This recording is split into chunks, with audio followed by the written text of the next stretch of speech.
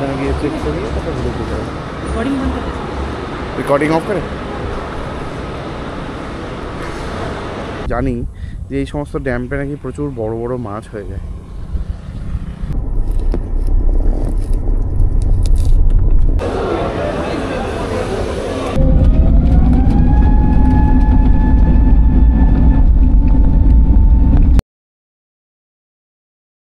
Good afternoon সবাইকে। এখন ঘড়ির কাঁটায় 12:30। তো আমি এই মুহূর্তে বেরোচ্ছি আজ এয়ারপোর্টের দিকে। দুর্গাপুর এয়ারপোর্ট থেকে আমার ফ্লাইট আছে। তো এরপরে আমি যাব স্ট্রেট জিম করবেট, উত্তরাখণ্ড। এটা আজ আমি চললাম অফিসিয়ালি একটা ইভেন্টে, আমাদের ইয়ামা অফিসিয়ালি একটা ইভেন্টে।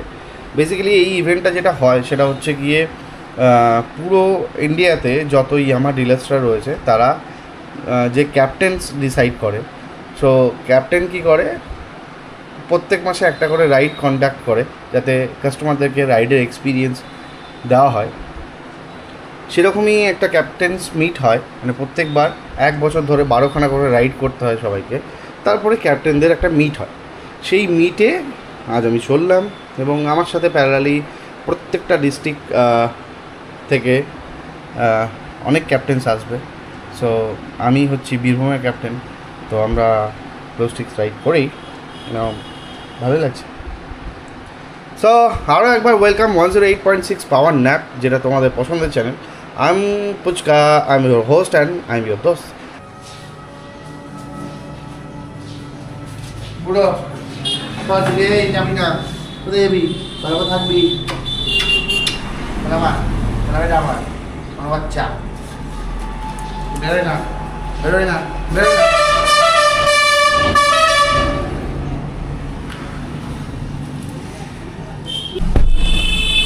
দাদা আসছি।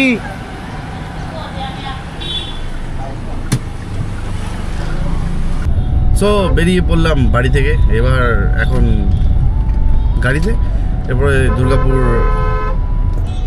এয়ারপোর্টে, দেন ওখান থেকে দিল্লি, দেন আজকে দিল্লিতে থাকা। রাস্তায় যেতে যেতে যা যা করবো, যা যা দেখাবো সব তোমাদেরকে দেখাবো। বেরোনোর সাথে সাথেই পড়ে যেতে হলো রেল গেটের মুখে। অবশ্য খুলে গেছে, আমরা কিছুক্ষণ দাঁড়িয়েছিলাম। সামনে একটা গাড়িতে ব্রেকডাউন হচ্ছে, একটা গাড়ি, যার জন্য একটু জ্যাম লেগে গেছে।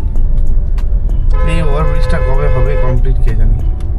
যত তাড়াতাড়ি এটা কমপ্লিট হবে তত তাড়াতাড়ি মানুষের স্বস্তি। এই মুহূর্তে আমরা ক্রস করছি দুবরাজপুরের ওয়েতে ঢুকলাম। তবে একটা নিউজ পেলাম, এইমাত্র একটা মেসেজ পেলাম যে ফ্লাইটের টাইম 1 ঘন্টা ডিলে হয়ে গেছে। ছিল 4:45, এখন 5:45। এটাই বড় বিরক্তিকর।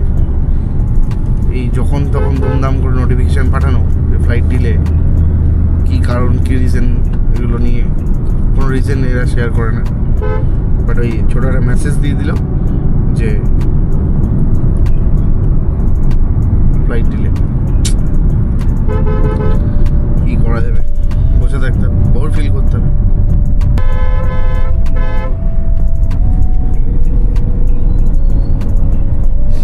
এই মুহূর্তে আমরা ক্রস করছি ভীমগড় ব্রিজ, নদীর উপর থেকে।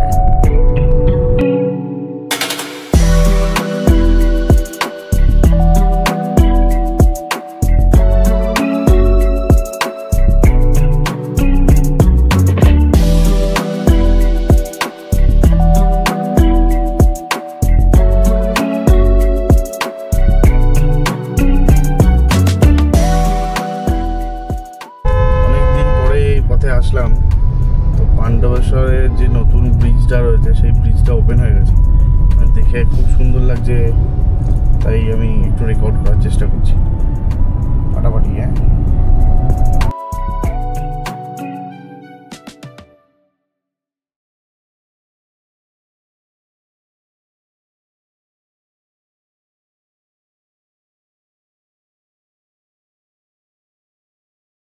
তোমাদেরকে একটা জিনিস দেখায়। এই পাণ্ডবেশ্বরের যে ব্রিজটা আছে, ব্রিজটা নামার পরেই এখান থেকে দুটো জয়েনিং রাস্তা হয়, মানে দুটো রাস্তা হয়, একটা লেফট হ্যান্ড সাইড কেটে যাচ্ছে আর একটা রাইট হ্যান্ড সাইড রানীগঞ্জের দিকে কেটে যাচ্ছে।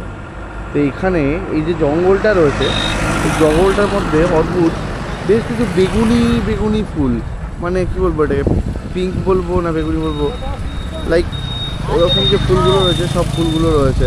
অপূর্ব লাগছে, সুন্দর। আমি জানি না ক্যামেরাতে ধরা পড়ছে কিনা, অপূর্ব লাগছে। আমি একটু জুম করার চেষ্টা করি, বোঝা যাবে।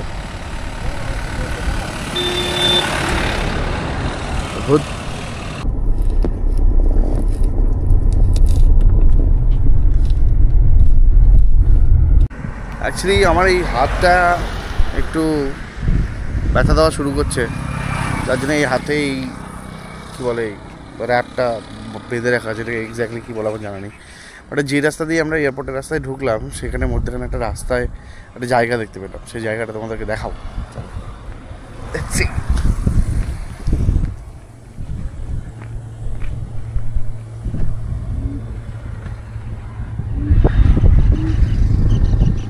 কেমন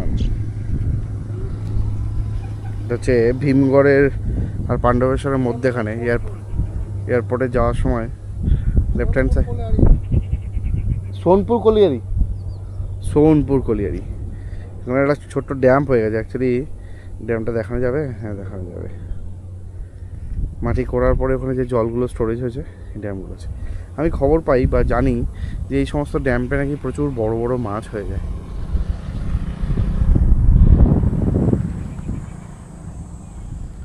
সব একটা ভালো জিনিস ছিল, তাই তোমাদেরকে দেখালাম। অপূর্ব লাগছে কিন্তু দেখতে, কৃত্রিম হলেও সুন্দর লাগছে। তো এয়ারপোর্টে রোডে চলে আসলাম, এই আর কিছুটা দূর গিয়েও তো অপেক্ষা করতে হবে, কারণ কি ফ্লাইট টাইম 5:45, 6:45, এখন বাজে 3:05।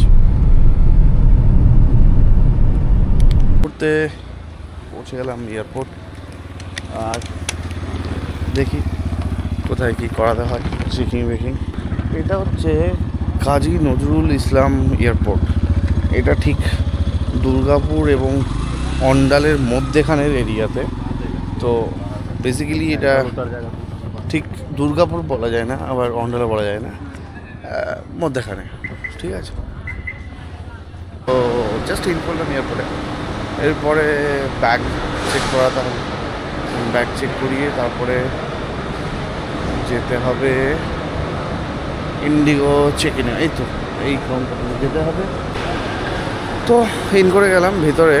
এবার আমাকে যেটা করতে হবে, ইন্ডিগো কাউন্টারে যেতে হবে। অ্যান্ড ইন্ডিগো কাউন্টারে পৌঁছানোর পর ওখান থেকে আমাকে টিকিটস কালেক্ট করতে হবে। তো আমি যাই টিকিটটা কালেক্ট করে নিই, তোমরাও সঙ্গে চলো।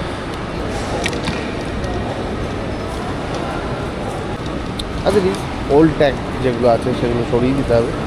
আমার ব্যাগের মধ্যে যে ওল্ড ট্যাগটা ছিল সেটা সরিয়ে দিই। তো এখন চেক ইনের জন্য যা যা প্রসিডিওর হয় সেগুলো করতে হবে, তো সেগুলো করে নিই। চেক ইন ডান অ্যান্ড ঢুকে পড়েছি ভেতরে। এবার যেটা করতে হবে সেটা হচ্ছে ধৈর্য ধরে বসতে হবে, বিকজ এখানে 1 ঘন্টার উপরে ফ্লাইট লেট আছে। তো এই পৌঁছে গেছি বাড়িতে, একটু ফোন কলস করে নিই। ফোন করে একটা জায়গা থেকে কোথাও একটা বসে বলবো কী করে।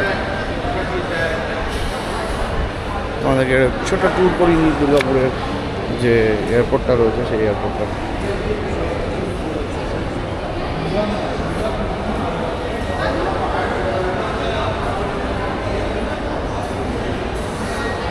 চলো, আমি আমার বোর্ডিং পাস পেয়ে গেছি, বসে পড়ি।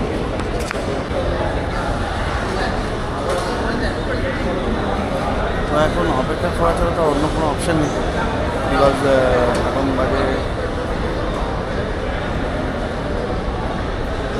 কোথাও কোনো ঘড়ি দেখতে পাচ্ছি না। ওয়েট, এখন বাজে 4টে, তো 5:45, প্রায় 5:45 সময় আমার ফ্লাইট রয়েছে। অপেক্ষা করা ছাড়া কোনো অপশান নেই।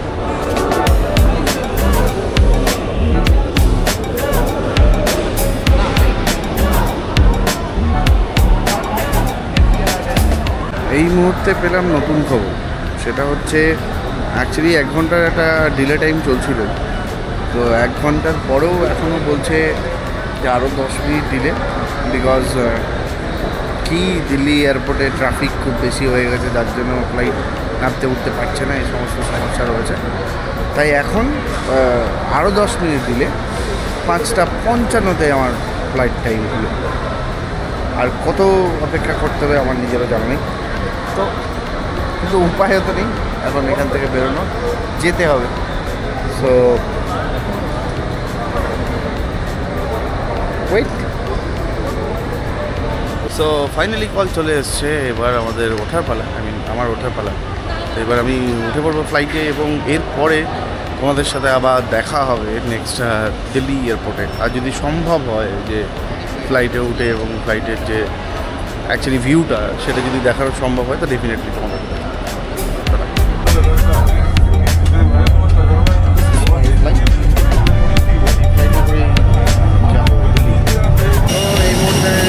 ফ্লাইটে উঠছে। এখানে প্রচণ্ড আওয়াজ,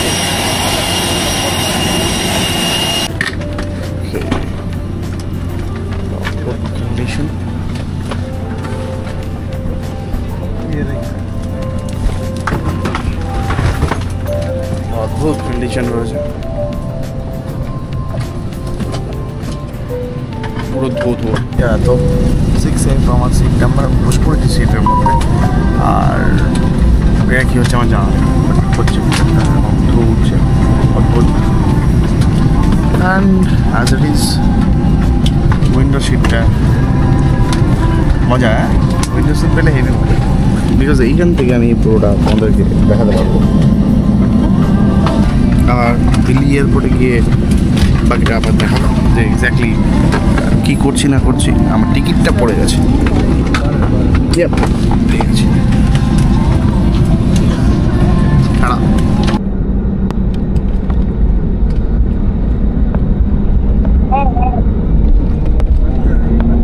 শুরু হয়ে গেল,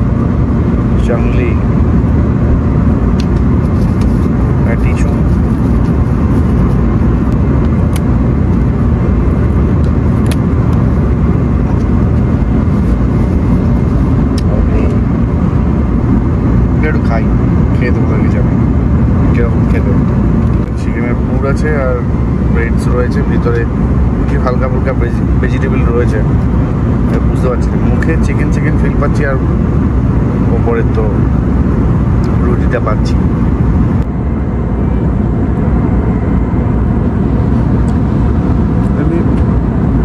ভালো।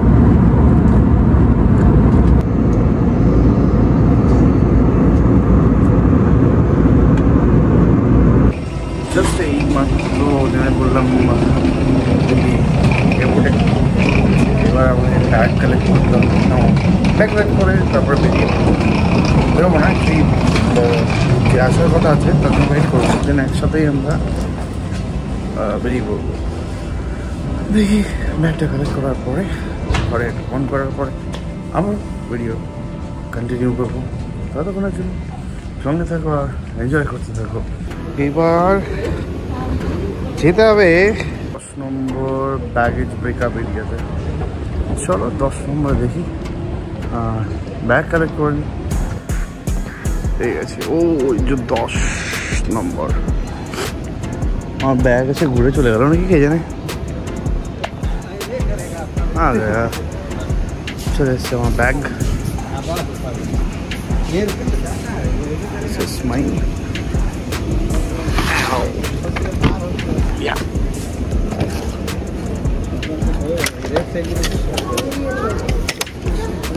Done. So finally received my bag. আমি প্যাকেজ রিসিভ করলাম। এবার আমাকে বেরোতে হবে, বাট তার আগে যে বন্ধুটা আসার কথা তার সাথে একটু ফোনে কথা বলতে হবে, বিকজ এবার তাকে পাবো কি পাবো না সেটা হচ্ছে চিন্তার ব্যাপার। কারণ ও আছে এখন ফ্লাইটে, তো ওর ফ্লাইট অলমোস্ট 9টার সময় করে নামবে ওর আমার কথা। তো দেখি আমি একটা ফোন করার চেষ্টা করি, দেন ফোনে যদি পেয়ে যাই ডেফিনেটলি তাহলে খুব ভালো হয়, আদারওয়াইজ আমাকে একটু বাইরে বেরোতেই হবে। সো সিয়া ওকে। তো টার্মিনাল 1 থেকে আমি, যেহেতু কালকে সকালবেলা আমার টার্মিনাল 3-তে পিক আপ আছে, তো আমি টার্মিনাল 3 থেকে কাছাকাছি, অ্যাকচুয়ালি দিল্লি যে টার্মিনাল 3টা আছে সেটা 6 কিলোমিটার টার্মিনাল 3 আছে, তার থেকে 2 কিলোমিটার পিছনে আমি একটা হোটেল নিয়েছি। সেই হোটেলটার নাম হচ্ছে দ্য শোভা স্টেট গোল্ড। তো এই হচ্ছে হোটেল,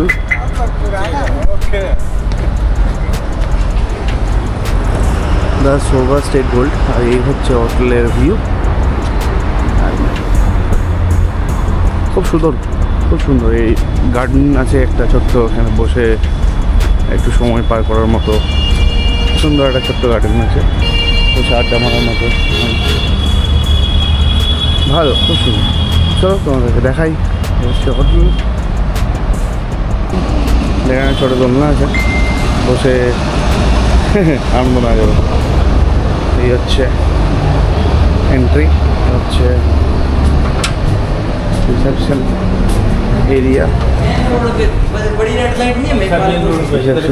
and একটা লাউঞ্জ, কাস্টমার লাউঞ্জ, এখানে কাস্টমাররা বসতে পারে। টিভি রয়েছে, সুন্দর একটা জিনিস হচ্ছে চেইজ বোর্ড, এখানে লোকজন খুবই ভালো। আমাকে একজন ট্যাক্সি ড্রাইভার এখানে পৌঁছে দিয়ে গেল, অ্যান্ড আমাদের রুম আছে। চলো রুমটা একটু দেখা যাক। 301 নম্বর রুম, থার্ড ফ্লোর। আমার রুমের আগে রুমটা দেখাই, তারপরে আমি পুরো ডিটেলসটা বলবো। তো এই হলো লিফট, সুন্দর ডেকোরেশন করা একটা। আমাদের যেতে হবে থার্ড ফ্লোর, থার্ড ফ্লোর চাই। এটা হচ্ছে মেঘালপুরের যে রাস্তাটা আছে সেই রাস্তা, একদম রাস্তার ধারে। এখানে খাবারের দামগুলো আমি আগেই দেখেছি, আর আলাদা করে বলছি না। খাবারের দামগুলো ঠিক আছে, মানে দিল্লি অনুসারে ঠিকই আছে, মানে খুব একটা আহামরি বেশি না, খুব একটা আহামরি কম নয়। এই জাস্ট স্লিপ থেকে বেরিয়ে এই রুমটা আমার। চল রুমে এন্ট্রি করি।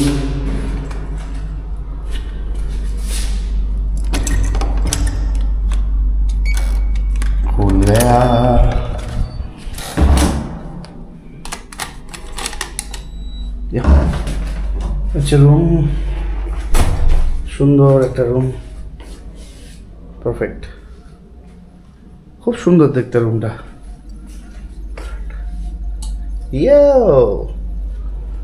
রুম এখানে দুজন থাকা যাবে, একটা টিভি রয়েছে, ফ্রিজ রয়েছে, ওয়ার্ড্রপ রয়েছে, এখানে একটা চেয়ার রয়েছে, সুন্দর টেবিল রয়েছে।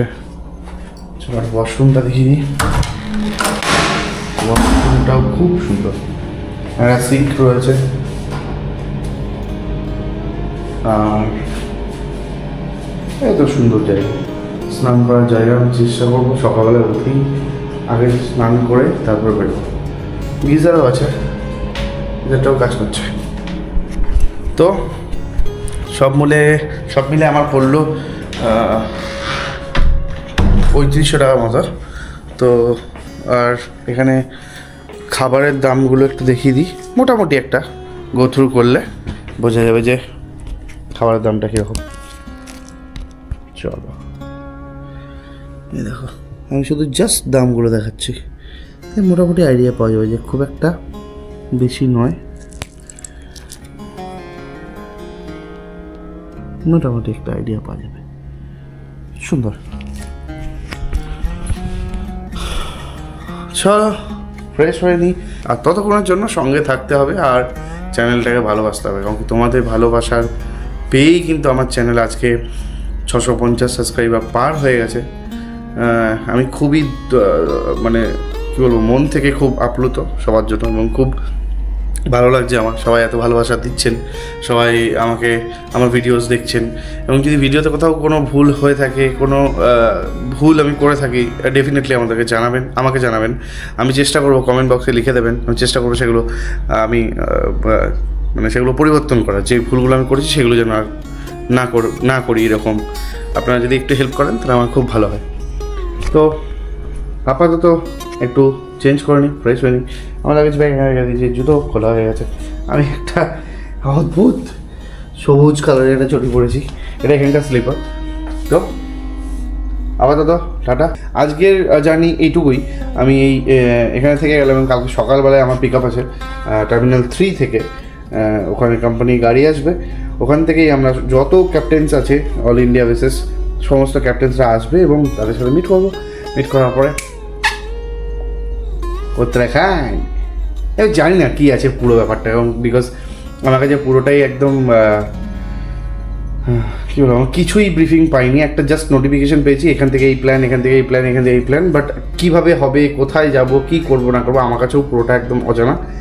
তো আমার যদি অজানা হয় তোমাদেরও অজানা, তো তোমরাও, আমি যেটা জানবো, যেটা দেখবো, যেটা বুঝবো, সেটা তোমাদেরকেও দেখাবো। ওকে, আপাতত সিয়া।